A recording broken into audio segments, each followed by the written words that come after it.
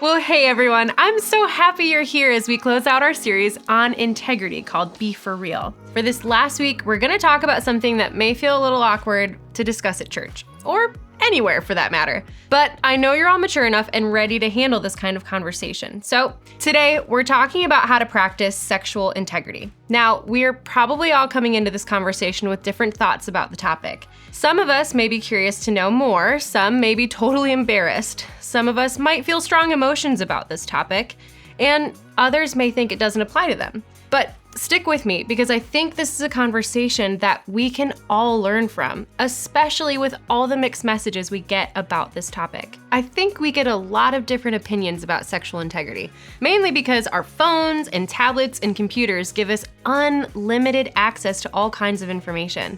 I mean, there was a day when the only place you could access a quarter of the information that we have now was a public library. And here's the thing, just because we have access to more information doesn't always mean it's the most helpful or the most accurate. With more information comes a lot more competing messages about what is actually true. For example, in 2017, when Fortnite first came out, it left the video gamer community in a frenzy because reports were dropping that this new game was anywhere from a mindless and boring game to this is the best battle royale game on the market. And these conflicting reviews ultimately left users in a place to determine for themselves what was true. Another example is when we find ourselves on social media or YouTube. We see influencers constantly push certain styles, diets, or life hacks saying that these are the most beneficial for us, while the very next video could be a different influencer saying the exact opposite. And these are just some of the simpler examples. While having access to all this information can be great and exciting and even beneficial in a lot of ways,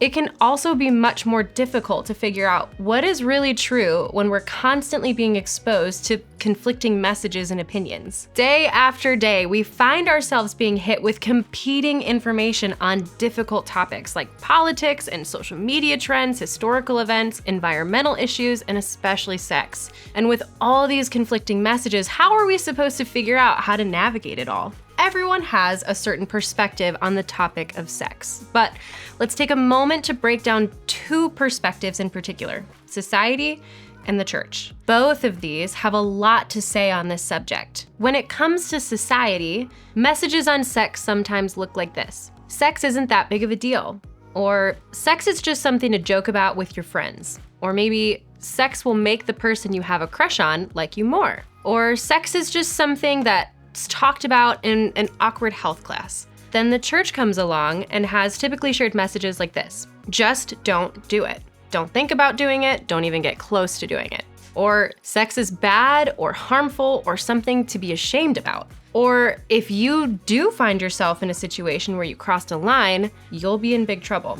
This is difficult and it's frustrating to navigate. We're being bombarded with dramatically different messages that often leave us trying to figure out what's true. Remember, in this series, we're talking all about having integrity. Integrity equals authenticity plus good character. It's choosing to follow God's best and do the right things. It's following Jesus' example. It's honoring ourselves and other people. It's also an idea that applies to sex. Now, before we go any further, I just want to say, I know that this is a sensitive topic and some of you have been really hurt by a sexual experience and maybe even by a person who is supposed to be a trusted person in your life. If that's you, please know that there are people who love you and that most importantly, God loves you. God sees your hurt. You are not to blame for their actions. And please know that your integrity has not been compromised. So how do we apply the idea of integrity to the topic of sex? Well, we can start by taking a look at a letter called 1 Corinthians. It's written by a guy named Paul, who's mentioned a lot in the New Testament of our Bibles. Paul was one of the most influential Christian leaders ever, and he started a bunch of churches a couple thousand years ago and wrote letters to help them learn what it means to follow Jesus. In fact, in this letter, he wrote specifically on the topic of sexual integrity. Some people in the church there were having sexual relationships that were not appropriate, and their actions were causing a lot of harm. It was breaking families and hurting people. But some of the people acting this way said their sexual activity didn't matter, and they had the right to do whatever they wanted. They thought that what they personally did with their bodies didn't matter. So here's what Paul wrote to address this. Do you not know that your bodies are temples of the Holy Spirit, who is in you, whom you have received from God? You are not your own. You were bought at a price. Therefore, honor God with your bodies. This may be a little confusing.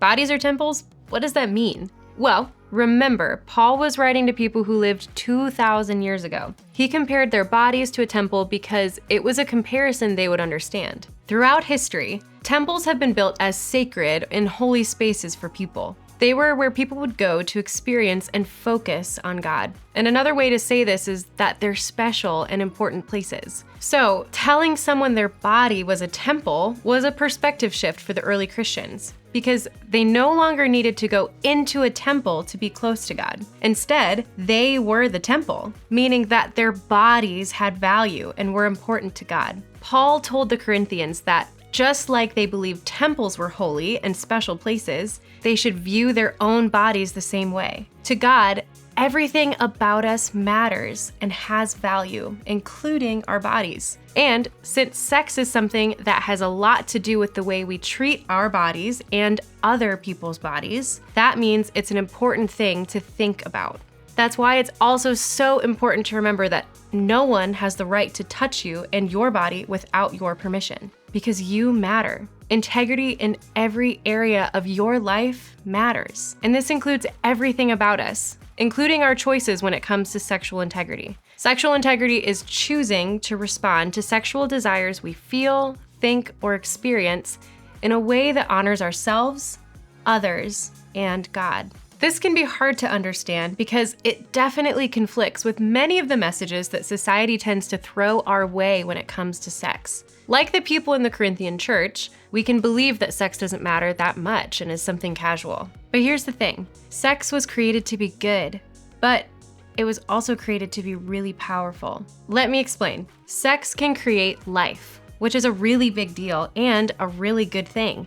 And it can bond couples closer together and make relationships stronger, which is a powerful thing. But on the flip side, sex can also lead us to make decisions that we don't fully think through and lead to consequences God doesn't want for us. If not taken seriously and used as God intended, sex can lead to broken relationships, hurt feelings, unintended physical consequences, and in some cases, abuse. The good news is that no matter what your experience has been, there is hope, and you have the power to choose sexual integrity. This is why choosing sexual integrity is so important, because when you value sexual integrity in your life, it means you are guarding your potential for intimacy through appropriate boundaries and mutual respect. If we are to consider our bodies as temples, sexual integrity is important because we have value and others have value as well. You are worth having boundaries and worth people respecting them. Because other people have value, their boundaries are important and worth respecting. You are worth having a healthy relationship that revolves around love and mutual respect.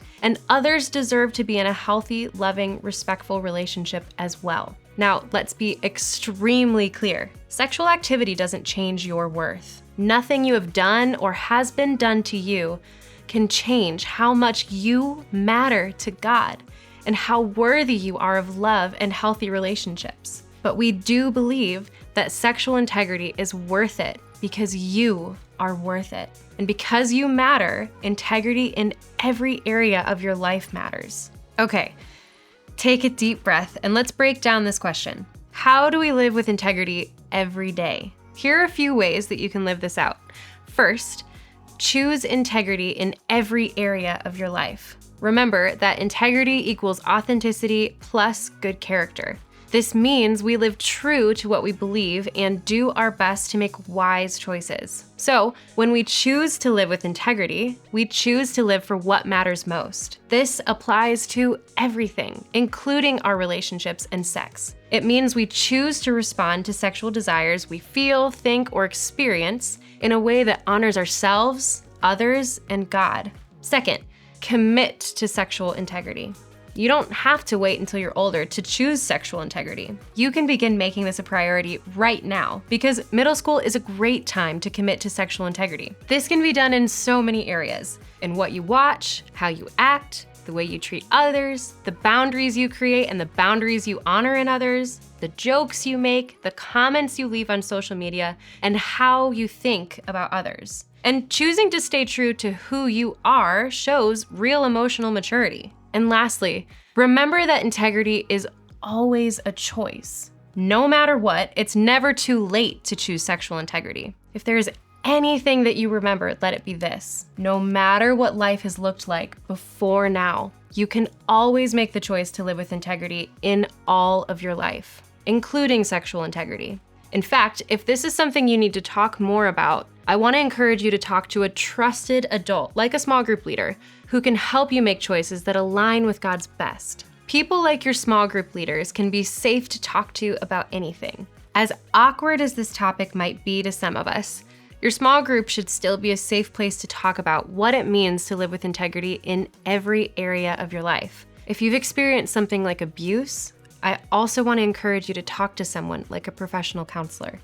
If you need help with this, please just let your small group leader know and they can help you take the next steps. Remember, God cares about our bodies and how we treat them. God also cares about how others treat our bodies too. That's why sexual integrity is an important part of valuing yourself and other people. And because you matter, integrity in every area of your life matters. You can be a person of integrity. The best part is that God helps us live this out. God gives us the support of other people and the example of Jesus to model our lives after. When we live with integrity, we wind up becoming more like Jesus. So, when you head to group, think about your response to this question. What is one step you can take to live with integrity in every area of your life?